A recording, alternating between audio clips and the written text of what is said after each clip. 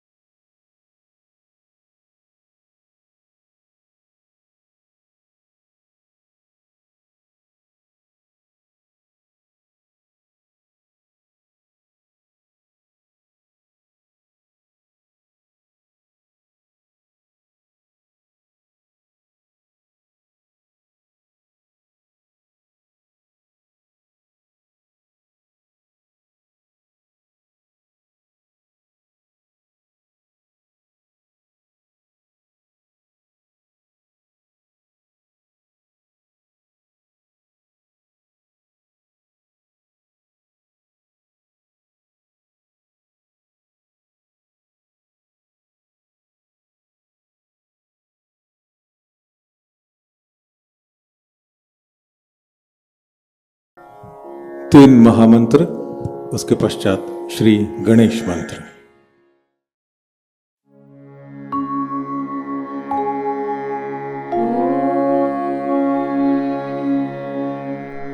त्वमेव साक्षात्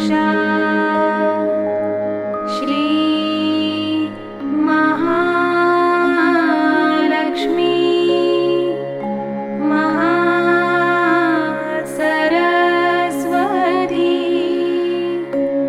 महाकाली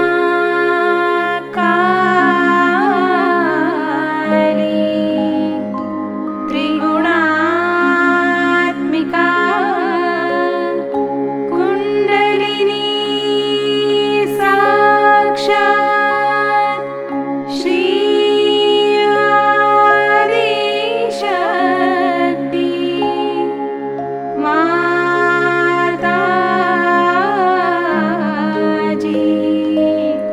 श्री निर्मला देवी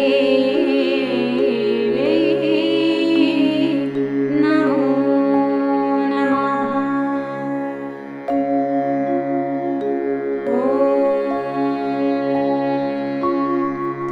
त्वमेव साक्षात्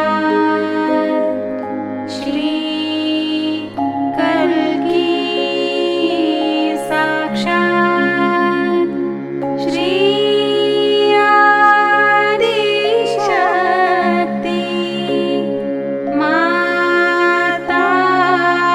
माताजी श्री निर्मला देवी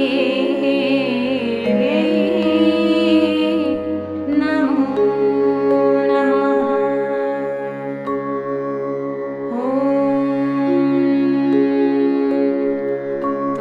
त्वमेव साक्षात् श्री कल्की साक्षात् श्री सहस्रार स्वामिनी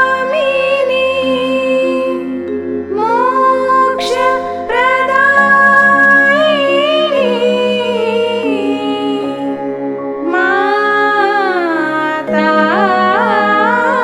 माताजी श्री निर्मला देवी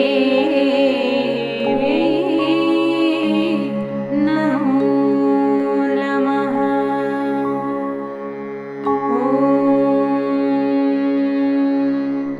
त्वमेव साक्षात् श्री गणेश साक्षात् श्री आदिशक्ति माताजी श्री निर्मला देवी नमो नमः।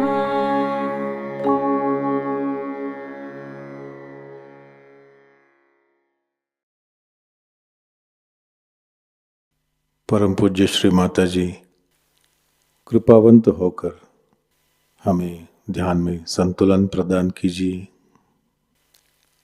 इस संतुलन की अवस्था में हमें ध्यान का आनंद मिले, निरानंद मिले, ऐसा आशीर्वाद हमें दें। परम पूज्य श्री माता जी, आपकी कृपा में इस संतुलन की अवस्था में हम अपनी ध्यान की गहराई में उतर सके, ऐसी स्थिति हमें प्रदान कीजिए।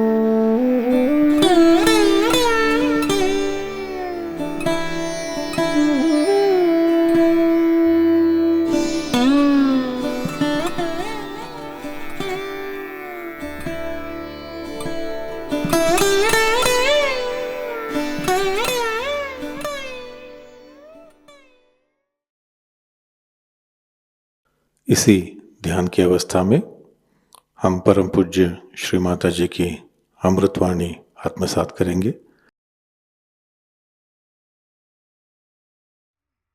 ये तो हमने सोचा भी नहीं था,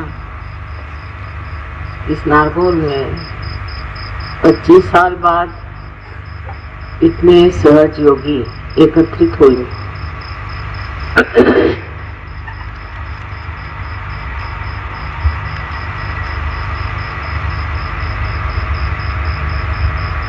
जब हम यहाँ आए थे तो ये विचार नहीं था कि इस वक्त शस्त्रार्थ खोला जाए। सोच रहे थे कि अभी देखा जाए मनुष्य की क्या स्थिति। मनुष्य अभी भी उस स्थिति पे नहीं पहुंचा जहाँ वो आत्म साक्षात्कार को समझ सके। हालांकि इस देश में साक्षात्कार की बात अनेक साधु संतों ने, सिद्धों ने की है और इसका ज्ञान महाराष्ट्र में तो बहुत ज्यादा है। कारण यहाँ जो मध्य मार्गी थे, जिन्हें नाथपंथी कहते हैं, जो नाथ लोग, उन लोगों ने आत्म कल्याण के लिए एक ही मार्ग बताया था, आत्मबोध का।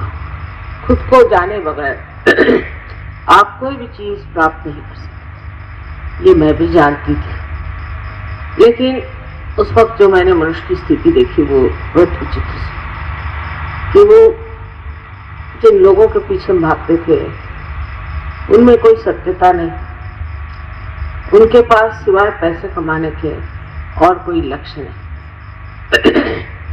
और जब मनुष्य की स्थिति ऐसी होती है जहां वो सत्य को बिल्कुल ही नहीं पहचानता, उससे सत्य की बात कहना बहुत कठिन।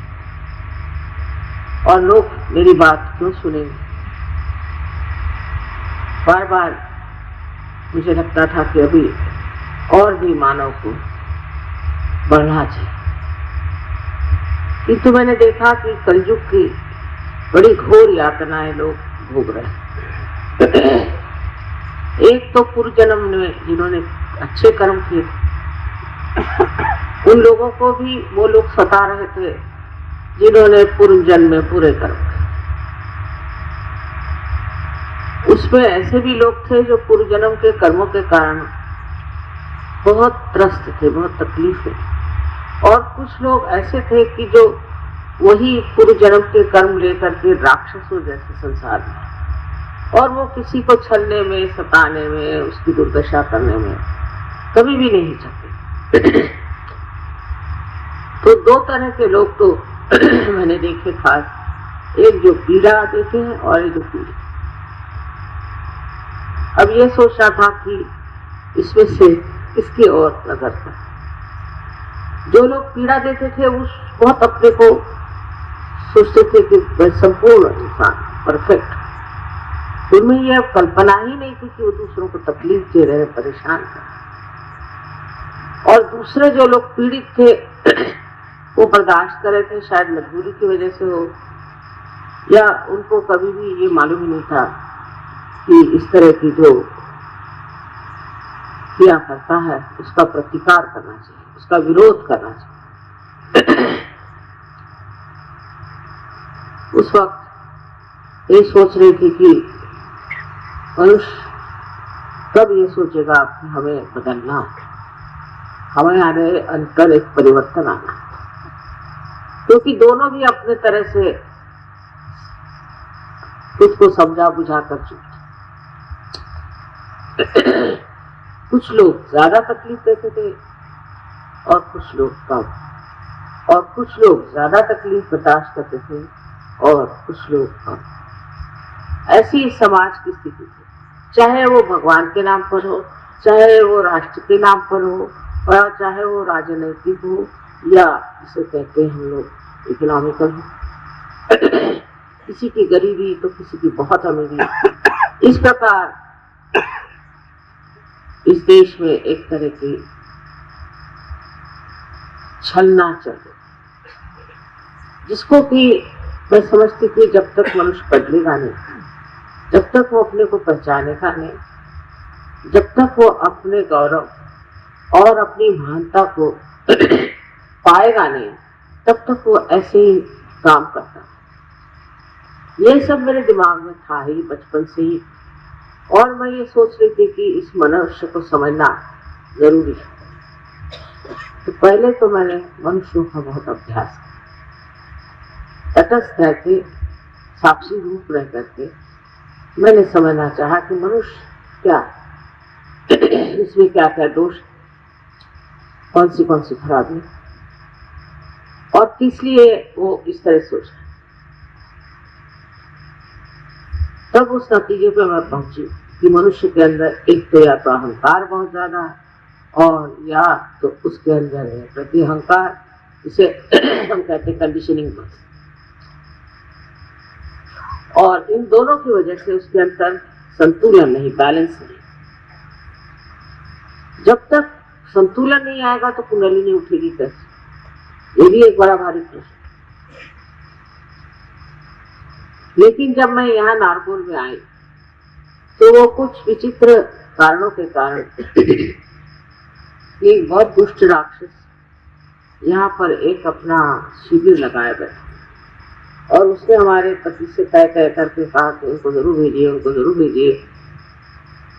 मुझे वो आदमी जरा भी पसंद, तो भी पति के कहने से मैं आई, और जिस बंगले में अभी रह रही शायद उसी ने वास्तव में वहीं रहे। उससे पहले दिन की बात है कि मैं जब एक पेड़ के नीचे बैठे देख रही थी इनका तमाशा, तो मैं हैरान हो गई। ये महाशय सबको मंत्रित करके मेस्मराइज करे। कोई लोग चीख रहे थे, कोई लोग कुत्ते जैसे भौंक रहे थे, तो कोई जो है शेर जैसे बड़े दहाड़ रहे थे। मेरी समझ में आ गया कि इनकी पूर्व योनियों में ले जा रहा है और इनके जो कुछ भी सुप्त चेतन है, जिसे हम कहते हैं सबकॉन्शियस माइंड, उसको जगाना। तब मैं घबरा गई। मैंने ऐसे बहुत झूठे लोगों को भी पहले देखा था। ये करते क्या है, ये तो पता होना चाहिए ना कि ये करते क्या है, किस तरह से क्या धंधा करते हैं। और इन सबको मैंने एक चीज से देखा कि ये बड़े भयभीत लोग, इनके साथ बंदूकें रहती थी, इनके साथ इनके गार्ड्स रहते थे। मैंने सोचा कि अगर ये कोई परमात्मा का कार्य करते हैं तो उन्हें इन सब चीजों की जरूरत है। और बेतहाशा पैसा लूटे, करोड़ों में इन्होंने पैसे लूटे लोगों से, झूठ बोले। तो ये तो दो बातें मेरी नजर में आई और मैंने सोचा ये तो कलयुग की ही महिमा है कि ऐसे दुष्ट लोग अब भी पनप रहे हैं। तब इसका इलाज यही है कि मनुष्य की जो चेतना है जागरूक हो, उसके अंदर सुबुद्धि आए और वो समझ ले कि ये सब गलत चीज है और ये सब करने से कोई लाभ नहीं। इसलिए मैंने ये देखा कि जिस समाज में मैं रहती थी उस समाज में लोग हर मिनट ऐसा काम करते थे जिससे उनका नाश हो, जैसे शराब पीना, औरतों के पीछे भागना और तरह तरह की चीजें, और बहुत ही ज्यादा पैसे का लगाव उन लोगों में। और बात करते वक्त वो लगता नहीं था कि वो नेचुरल बात कर रहे, कुछ अजीब सा बंठन के ड्रामा करके बात कर। मैं सोचती थी मनुष्य को क्या हो गया, ऐसे क्यों गुलामी में फंसा हुआ है और इस तरह के गलत काम कर। लेकिन मैं किससे करती, मैं तो बिल्कुल अकेली। उस वक्त जब हम यहाँ आए तो यही मेरी एक उलझन थी कि क्या किया। यहाँ आने पर जब मैंने देखा कि ये राक्षस लोगों को मेस्मराइज कर रहा था, तब मेरी समझ में आया कि अब अगर संस्कार नहीं खोला गया किसी तरह तो न जाने लोग कहां से कहां पहुंच जाएंगे। और इनके जो असर है, इससे जो साधक है, जो परमात्मा को खोज रहे, सत्य को खोज रहे, न जाने कहां जाकर पहुंचे। तब जब देखने के बाद दूसरे दिन सवेरे मैं रात भर वहीं समुद्र के किनारे रही, अकेली थी, बड़ा अच्छा लगा, कोई कुछ कहने वाला नहीं। और तब मैंने ध्यान में जाकर अपने अंदर देखा और सोचा अब शस्त्रार्थ खुला। और जैसे मैंने इच्छा की कि शस्त्रार्थ का ब्रह्मरंध्र खुल जाए, ये इच्छा करते ही कुंडलिनी को मैं अपने अंदर देखती क्या हूँ कि जैसे टेलीस्कोप होता है उस तरह से वो खट खट खट खट खुलती हुई चुप चली। इसका रंग ऐसा था जैसे ये जितने भी यहाँ पर आपने दिए लगाए हुए हैं, इन सब दियों का रंग मिला लीजिए इस तरह, जैसे कि जब लोहा तपता है तो उसका रंग। और तब मैंने देखा कि उसके अंदर उस कुंडलिनी का जो बाहर का यंत्र था उस तरह से खुलता गया। हर एक चक्र पे खट खट आवाज आई और कुंडलिनी में जाकर और ब्रह्मरंध्र को छेद दिया। सो मेरे छेदने की तो कोई बात नहीं थी, लेकिन मैंने देखा कि विश्व में अब बहुत आसान हो जाए। और उस वक्त मुझे ऐसे लगा कि ऊपर से जो कुछ भी शक्ति थी वो मेरे अंदर पूरी तरह से एक ठंडी हवा जैसे चारों तरफ से आती। तो मैं समझ गई कि अब कार्य को शुरू करने में हर्ज, क्योंकि जो उलझन थी खत्म हो गई और निश्चिंत, बिल्कुल निश्चित होकर के मैंने सोचा कि अब समय आ गया। आखिर होना क्या, ज्यादा से ज्यादा लोग मारेंगे, पीटेंगे, ज्यादा से ज्यादा हंसेंगे, मजाक करेंगे और उससे आगे हो सके तो मार डाले। इसमें डरने कोई बात ही नहीं, ये तो करना ही है, इसी कार्य के लिए हम आए हैं संसार। क्योंकि सामूहिक चेतना करना, कलेक्टिव कॉन्शियसनेस को जगाना, मैंने सोचा कि जब तक लोग आत्म साक्षात्कार को प्राप्त नहीं करते, अपने को नहीं जानते, तब तक के कार्य असंभव। और सब दुनिया भर की चीजें कर लो, उसे कोई फायदा नहीं। इसलिए इस कार्य को मैंने सबसे पहले एक काफी बूढ़ी स्त्री थी क्योंकि हमें बहुत मानती थी, वो पारा, तब मुझे संतोष हो। मैंने कहा चलो एक तो पार हुए, इस कलयुग में किसी को पार करना कोई आसान है। जब एक पार हुई तब मुझे लगा कि हो सकता है कि और बहुत से पार हो जाए। पर सामूहिक चेतना के लिए चेतना देना तो बहुत आसान था, एक इंसान को पार कराना बहुत आसान था, एक आदमी को ठीक करना बहुत आसान था, पर कलेक्टिवली सामूहिक में ये कार्य करने चाहिए। फिर जो मैंने मनुष्यों के बारे में अनुभव किया था उस पर थोड़ा सा काम ऐसा कि मैं जब देखूं किसी आदमी में एक दुर्गुण है या उसके अंदर कोई तकलीफ है या उसके अंदर कोई कंडीशनिंग है, सो उसको निकालने के लिए क्या करना चाहिए। क्योंकि एक आदमी को एक परेशानी, दूसरे को दूसरी, तीसरे को तीसरी। अगर सामूहिक कार्य करना है तो एक ही जागरण से सबको लाभ होना चाहिए, सबको फायदा होना चाहिए। अब ये मैं आपको समझा नहीं सकती कि कब समय है कि सामूहिक चेतना का जो कार्य किसी ने आप नहीं किया करते, ये बात सही है। वो मैंने बहुत ध्यान धारणा से प्राप्त।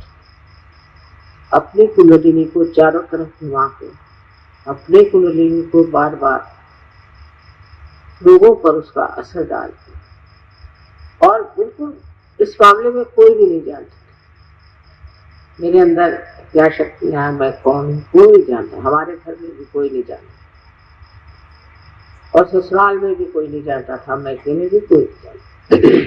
और मैंने कभी किसी से बताया, क्योंकि बताने से भी खोपड़ी में जाना तो आसान चीज नहीं। इंसान की खोपड़ी ऐसी मैंने देखी, इसमें तो कोई भी विचार घुसना बहुत मुश्किल।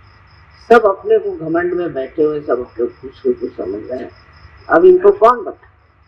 जैसे कबीर ने कहा, कैसे समझाऊं सब जगह। मुझे तो लगा अंधा नहीं है पर अज्ञानी है, एकदम अज्ञान का भंडार, और ये इतना सूक्ष्म ज्ञान इनको कैसे दिया जाए। लेकिन कुंडलिनी उस लेडी की, उस देवी की जब जागृत हुई तो मैंने देखा कि उसके अंदर एक सूक्ष्म शक्ति आ गई, और वो उस सूक्ष्म शक्ति से मुझे समझने लगा। उसके बाद 12 आदमी पार,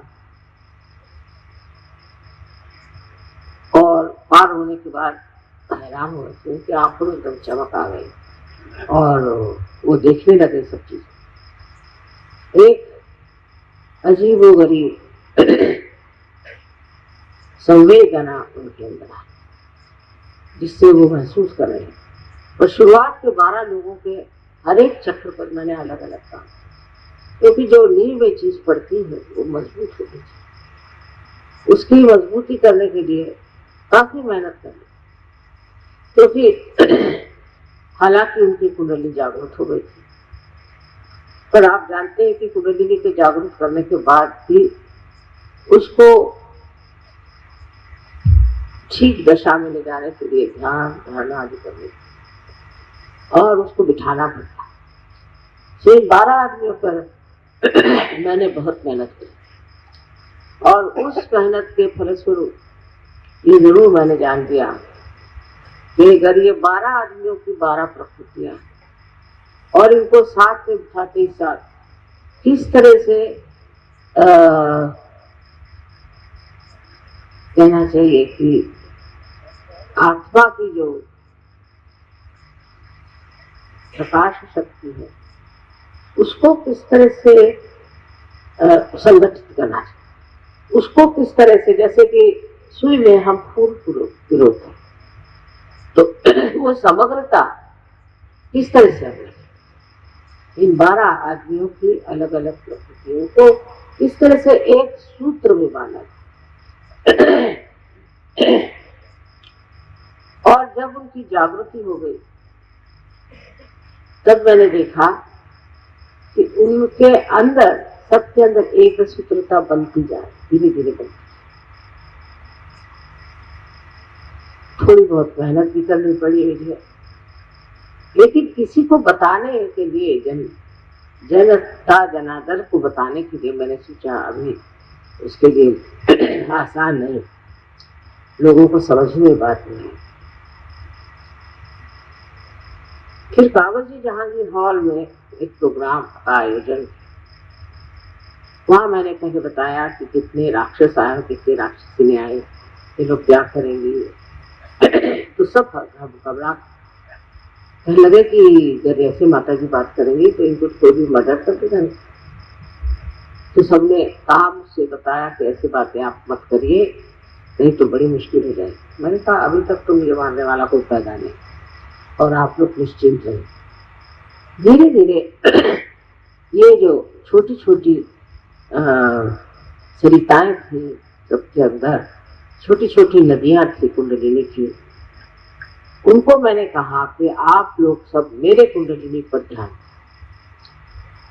तो ध्यान करते ही वो निर्विचार होता, और निर्विचार होते ही साथ उनको ये लगे कि मेरे साथ उनका बड़ा तादाद है। धीरे निर्विचारिता बढ़ने लगी। धीरे धीरे सामूहिकता का एक नया प्रकाश हुआ। ये पहले मैंने कावड़ जी जहांगीर हॉल में देखा। हिंदुस्तानी लोग जो है, भारतीय लोग हैं, ये इस भूमि में इसके पैदा हुए हैं कि ये बड़े ही धार्मिक, बहुत ही सुंदर इनका जीवन रहा होगा, क्योंकि हिंदुस्तान में इतनी मेहनत नहीं करी। बहुत जल्दी लोग पार हो जाते थे। शुरुआत में जरूर थोड़ा बहुत समय लगा, लेकिन प्रदेश में तो हाथ टूट जाए। किसी की कुंडली नहीं उठाना, मुझे ऐसा लगता है जैसे पहाड़ उठाए चले और फिर धड़ से नीचे गिर गए, उठाओ फिर धड़ से गिर। और फिर जब कलेक्टिवली सामूहिक में, तो बड़ी मुश्किल और अजीब और गरीब सवाल पूछना, और ये और वो दुनिया भर की बातें। जब मैं उसका जवाब देती तो हैरान हो जाती कि ये इतना जानती कैसे है, इनको सब मालूम कैसे। बड़ी मेरी परीक्षा कर क्योंकि अहंकार बहुत ज्यादा। अब धीरे धीरे ऐसी चीजें, जैसे लंदन में पहली मर्तबा 7 सहयोगी आए, वो 7 हिप्पी थे पहले और ड्रग्स लेते थे, उनसे वो सहयोगी बन गए। इससे मतलब ये तो हुआ कि एक तरह का सहारा मिल गया, निश्चिंती हो गई कि सहयोग से लोग ड्रग छोड़ दें। लेकिन अब ये ड्रग एडिक्ट्स को ठिकाने लगाना कोई आसान नहीं, उसे एक अच्छा ही, क्योंकि उन पर जो हमने मेहनत करी उससे एक अनुभव आ गया कि कठिन से कठिन भी कोई इंसान हो, जब उसकी इच्छा होती है कि उसे योग प्राप्त होना चाहिए, उसे आत्मज्ञान होना चाहिए, इच्छा मात्र अगर हो तो वो पार हो जाए। तब मैं सबसे कहती थी कि आप हृदय से इच्छा करें कि आपको आत्म साक्षात्कार चाहिए, बस उसी पर लोग खट से पार हुए। उसमें अनेक देशों के अनुभव हैं मेरे पास, इससे जैसे रशिया है या यूक्रेन है या रोमानिया, ये देशों का मेरे ख्याल से हमारे देश से कभी संबंध रहा होगा जबरदस्त, और यहाँ से नाथपंथी जैसे मच्छिंद्रनाथ, गोरखनाथ के लोग गए होंगे जरूर, क्योंकि इनके यहाँ जो चीजें मिली मुझे, उससे पता हुआ कि ये लोग कुंडलिनी के बारे में ईसा से 300 साल पहले से जानते। तब ये समझ में आया कि ये लोग इतने जल्दी पार कैसे हो जाए। महाराष्ट्र में बहुत काम किया नाथपंथी में, और मैंने भी बड़ी मेहनत, पर दुख की बात यह है कि जो चीज नॉर्थ इंडिया में हम कर पाए वो महाराष्ट्र में अभी भी मैंने समझ में नहीं आता। जहाँ पर संतों ने अपना खून, और हर एक महाराष्ट्रियों को मालूम है कि नाथ कौन थे, उन्होंने क्या कार्य किया, क्या नहीं। और पता नहीं क्यों कि जो चीज मैंने नॉर्थ इंडिया में पाई, पहले तो मैं दिल्ली को बिल्ली कहती थी, सालों मेहनत की वहां भी, लेकिन उसके बाद जो सहयोगी वहां मिले हैं, जिस तरह से सहयोग फैल रहा है, इस पर मुझे बड़ा आश्चर्य, इतना प्रवाह देख करके यह आश्चर्य होता है कि जहां पर इतना संत साधुओं ने काम किया है, इतनी मेहनत की है, और बचपन से हम लोग यही सीखते आए, पढ़ते आए, यहाँ पर सब लोग यही बातें करते थे। उस महाराष्ट्र में सहयोग उतना गहरा नहीं बैठा जैसा कि नॉर्थ में है। इसका क्या कारण हो सकता है? एक ही मुझे लगता है कि जब पहले ही से सब चीज मालूम है तो उसके प्रति जो है अवज्ञा हो जाती, उधर इंडिफरेंस हो जाती। संस्कृत में एक श्लोक है, प्रतिपरिचात अवज्ञा संतत गमनात् अनादरो भवति प्रयागवासी कूपे स्नानम समाचर। कि जब बार बार आप कहीं जाते हैं, बार बार आप किसी से मिलते हैं तो आपका अनादर होने लगता है, फिर आपका आदर नहीं रहता। क्योंकि प्रयाग में रहने वाले लोग, इलाहाबाद में रहने वाले लोग, गंगा जी में नहाने की जगह त्रिवेणी का संगम है, वो लोग घर में जो कुआं उसमें नहाते, और लोग दुनिया भर से जाते हैं वहां हफ्ते उठा करके नहाने। यही बात शायद हो कि जो इतनी मान्यता सहयोग को नॉर्थ में मिली।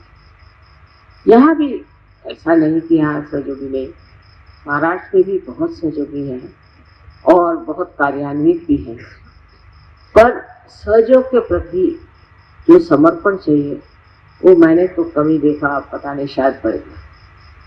समर्पण का मतलब है कि हमें सहयोगी पद जो मिला है, उस सहयोगी पद को हम किस तरह से इस्तेमाल, वो सिर्फ हम अपने लाभ के लिए, अपनी तकलीफ के लिए, अपने ही परिवार के लिए सोचते हैं या सारे संसार के लिए सोचते हैं। ये कुछ समझ में नहीं आता कि महाराष्ट्र की जो संस्कृति है और जो महाराष्ट्र के धर्म की इतनी गहन छाप, उस महाराष्ट्र में सहयोग इतना नहीं होना। और गुजरात में जहाँ नारगोल में हमने ब्रह्मरंध्र खोला, वहां तो बहुत ही था। गुजरात के लोग तो बड़ी समझ में नहीं आते, बहुत मेहनत की, गुजरात भी गए, पर सबसे ज्यादा महाराष्ट्र में मेहनत की, क्योंकि आज यहाँ महाराष्ट्रीय लोग बहुत हैं।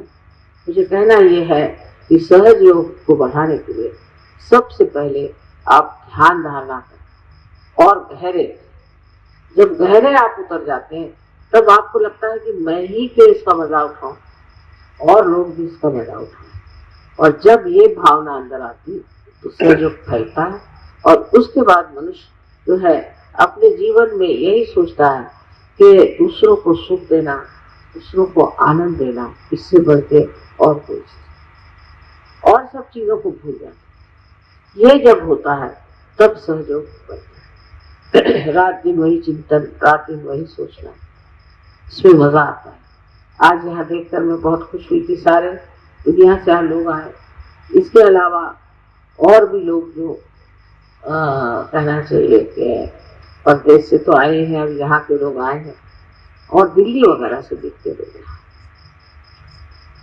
ये कम से कम एक बड़ी मुझे आनंद की बात लगती है कि इस कठिन जगह आप लोग कैसे सब पहुंचे। ये तो प्रेम की महती है, और ये सिर्फ प्रेम में आप लोग, ये बहुत बड़ी चीज। लेकिन इसमें बस फर्क ये है कि जिस तरह से सहयोग, अब देखिए कोल्हापुर में कितनी मेहनत की, कोल्हापुर में बहुत मेहनत की, लेकिन कोल्हापुर में सहयोग बहुत कम। आश्चर्य की बात, ऐसा क्यों होता है? उन्होंने कहा पंढरपुर में 800 से जगह, पर ऐसा बाहर नहीं। गाजियाबाद में जाओ तो 15,000, फिर आप और फरीदाबाद में जाओ तो 16, आप हरियाणा में जाओ तो वहाँ 25,000, तो हजारों की बात है। और महाराष्ट्र में है कि 800 आदमी यहाँ है, 500 आदमी वहाँ है, 700 आदमी। इसका कारण क्या है मैं आज तक नहीं समझ पाई। यही अगर सोचना है, यही सोच सकते हैं कि यहाँ पर आत्मज्ञान, आत्मबोध, महानुभाव पंथ आदि अनेक चीजें इतनी ज्यादा असलियत की हो गई कि अब इधर ध्यान ही नहीं।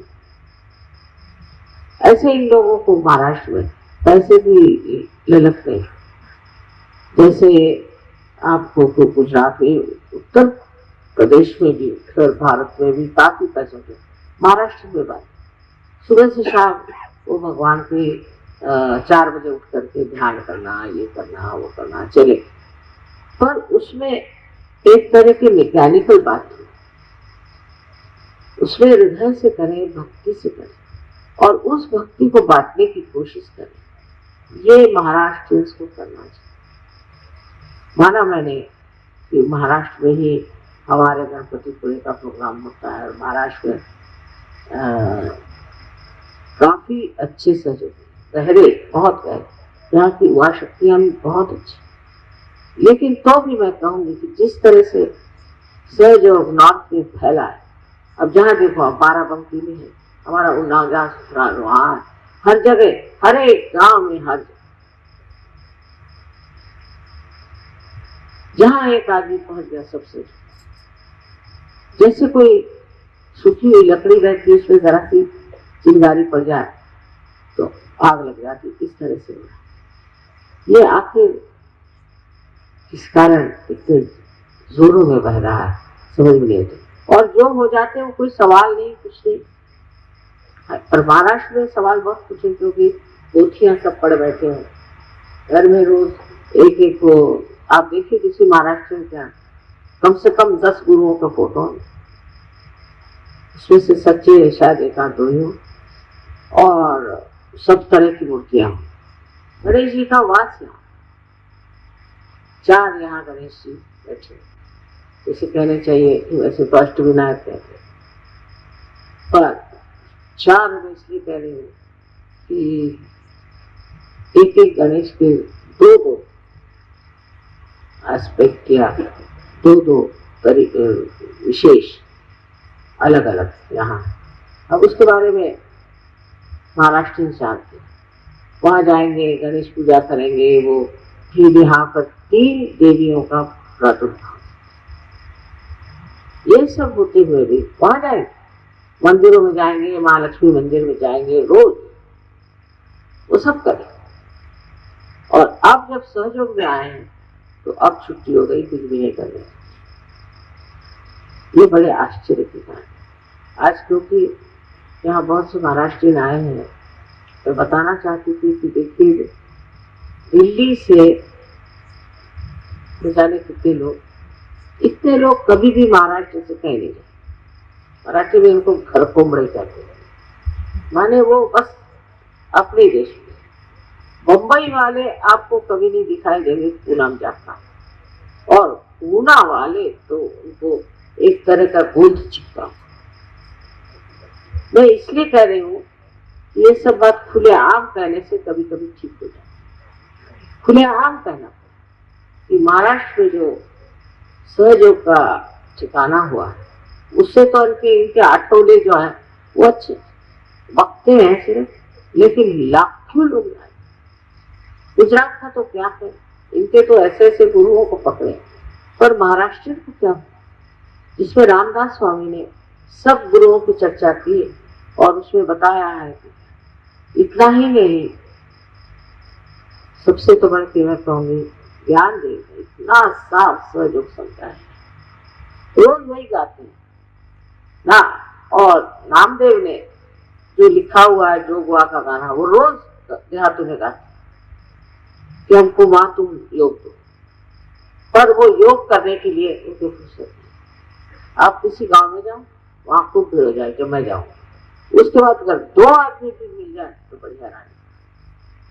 तो मैं ये कहूंगी कि महाराष्ट्र लोगों को चाहिए कि कुछ इन लोगों के लिए प्रार्थना करें, हवन करें, कुछ न कुछ ऐसी सामूहिक चीज करें, इससे महाराष्ट्र की जागृति वैसी हो जाए जैसे उत्तर भारत में हुई, जैसे कि रशिया में।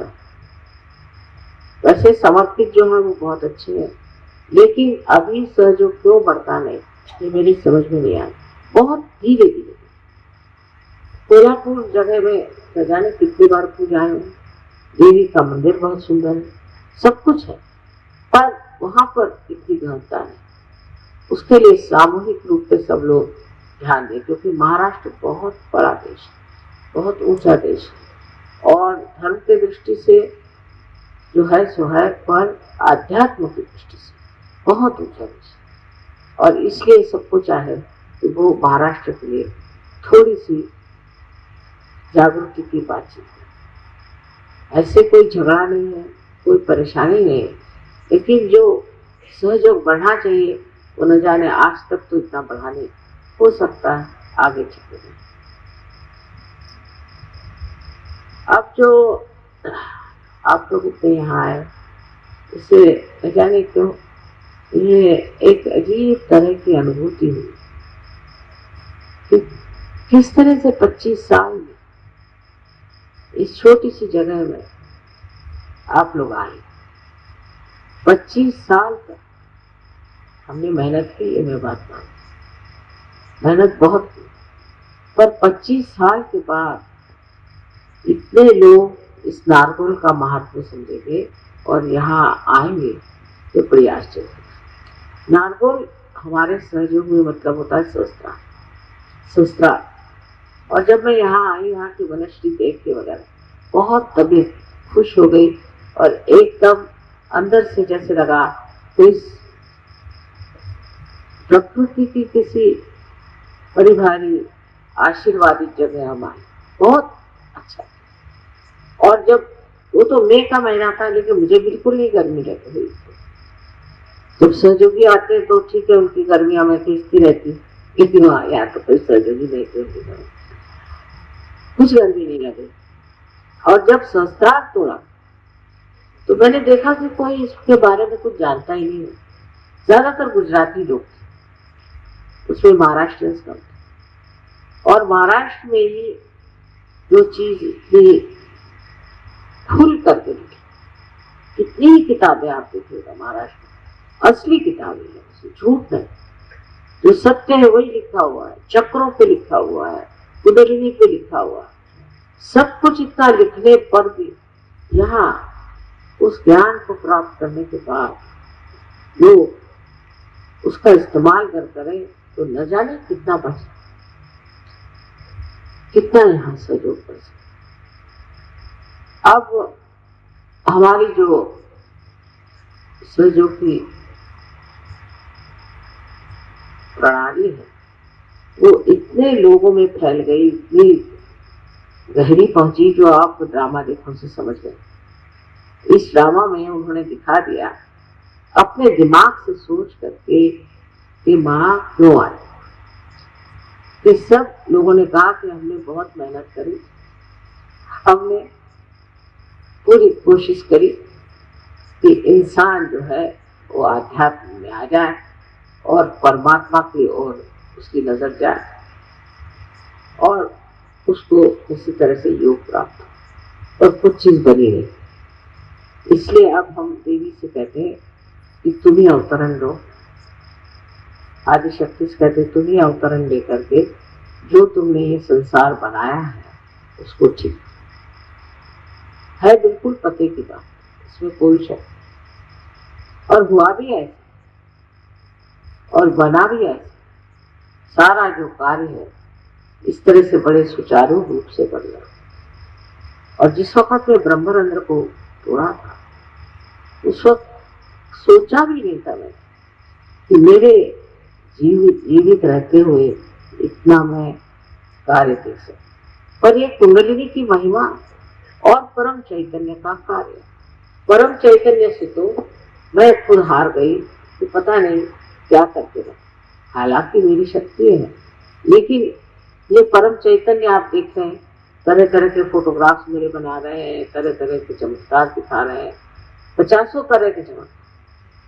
जैसे मेक्सिको में एक स्त्री थी, वो यूएन में काम करती थी, न्यूयॉर्क में, वहाँ मुलाकात हुई थी, उसके बाद वो पार भी हो गई और वो मेक्सिको चली गई, वहाँ नौकरी मिल गई यूएन में। उससे चिट्ठी लिखी कि मेरे लड़के की तबीयत बहुत खराब हो गई है, छोटा लड़का है, उम्र में बहुत छोटा है, और ये बीमारी हमारे खानदान में होती है जब लोग बिल्कुल बुढ़े हो जाते हैं, और इस बच्चे को इतनी छोटी उम्र में हो गई और अब ये बच नहीं सकता, इसके लिए माँ मैं क्या करूँ, मैं उसे ले आऊँ। 3 चिट्ठियां हुई, ये परम चैतन्य की बात बता।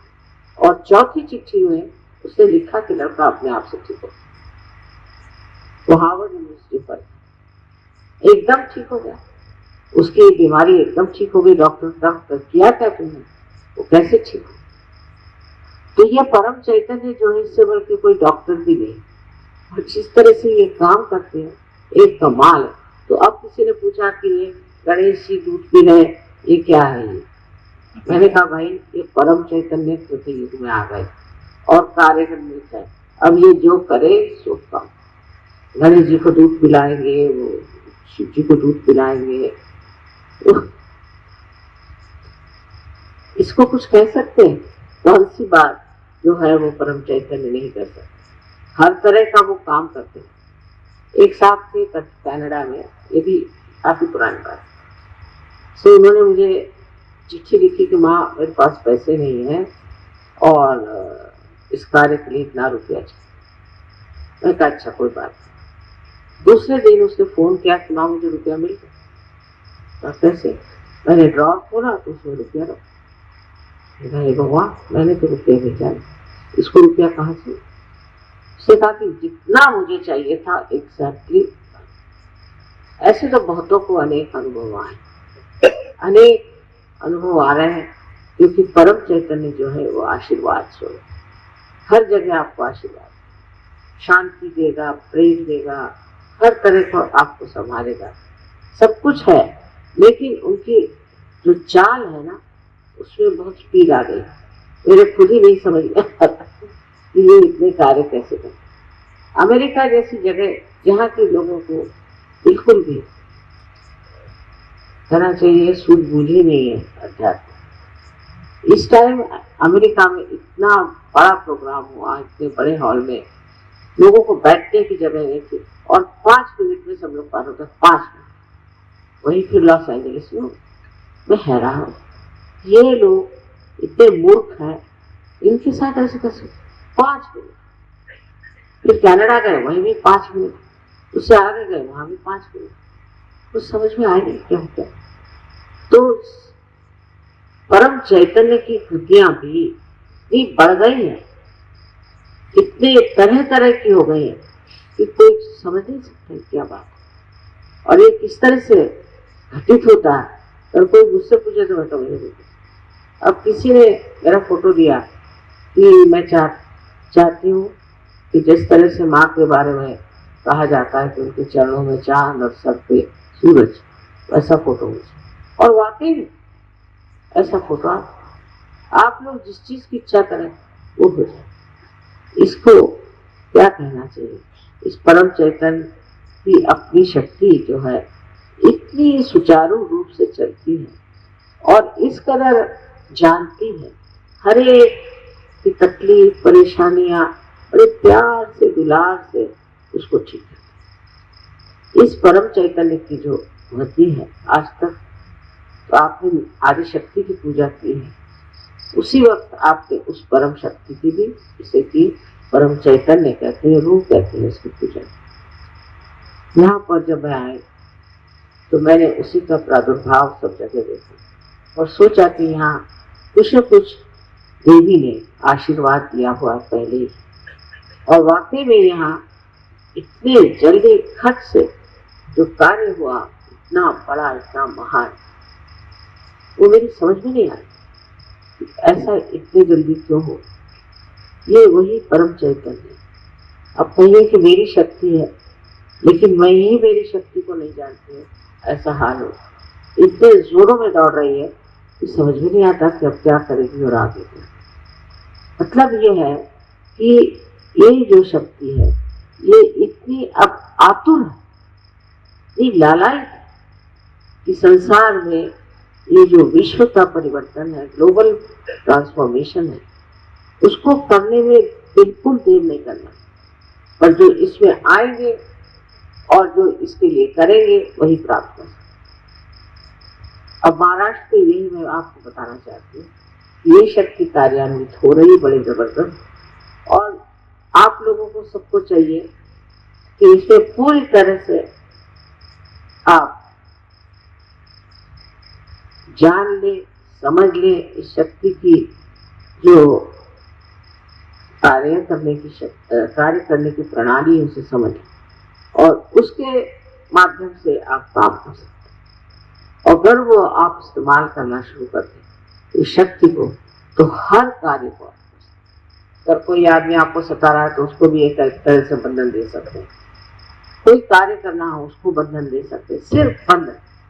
और बंधन में क्या करते हैं, आपकी ये जो शक्ति आपके अंदर से बह रही, उस शक्ति को ही आप लपेटते हैं, और उस शक्ति को, उस जो भी आपको प्रश्न है, जो भी आपके लिए एक प्रॉब्लम है, उसको आप बंधन दे देते, वो शक्ति उस पर कार्यान्वित होती। आपके पास ये शक्ति, आप इतने शक्तिशाली हैं, अगर आप इसको इस्तेमाल करें तो न जाने कहां से कहां।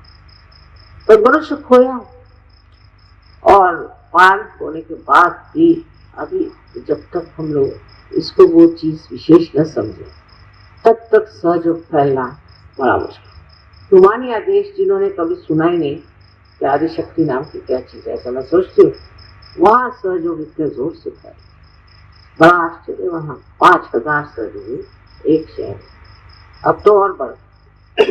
वही चीज इस महाराष्ट्र में होना चाहिए, और बार बार मुझे इसकी चिंता लगी रहती है कि ये चीज महाराष्ट्र में क्यों नहीं सहयोग इस तरह से फैल रहा जैसा फैलना चाहिए। बड़े बड़े शहर हैं, बड़ी बड़ी जगह, वहां ये कार्य होना। तो आज के दिन एक बहुत बड़ी बात हुई है कि 25 साल इस चीज से जूझते जूझते इस दशा में हम आ गए कि यहाँ पर इस जगह आप लोग आए, इसका गौरव बढ़ा रहे, इसकी महत्ता बढ़ा और इसको पुनीत कर। मेरे लिए वो शब्द है, तो मैं सोचती हूँ कि जी मेरा भर आता है आप लोगों को, कहाँ कहाँ से आप लोग आए। I'm sorry I have to speak in this language because most of the people only know this language. And some of them know only Marathi, but they know something about Hindi language. But I'm sorry I don't know French. And I don't think in this lifetime I will be able to learn. So I have to speak in this language, which you can get it translated and understand. I've told them how I came here just by chance. And there I found somebody trying to use mesmerism on people. That was the time I decided we have to open Exoter. And that's what I did in a very surge manner. I must say, but just I desired that now the Sahasrara must be open. That's all. I didn't do anything. And once the Sahasrara was open, I was amazed how I also knew how the human beings can give realization steps. Even human beings could give collective realization. Of course, they have to use the photograph, which we can say that is Niralamba. The word is Niralamba, means we should not have any alamban. Niralamban, without any alamban, depending on anything. But it is Nira. Nira alamban, I am Nira, so that sounds so that. You see, it's a very confusing word.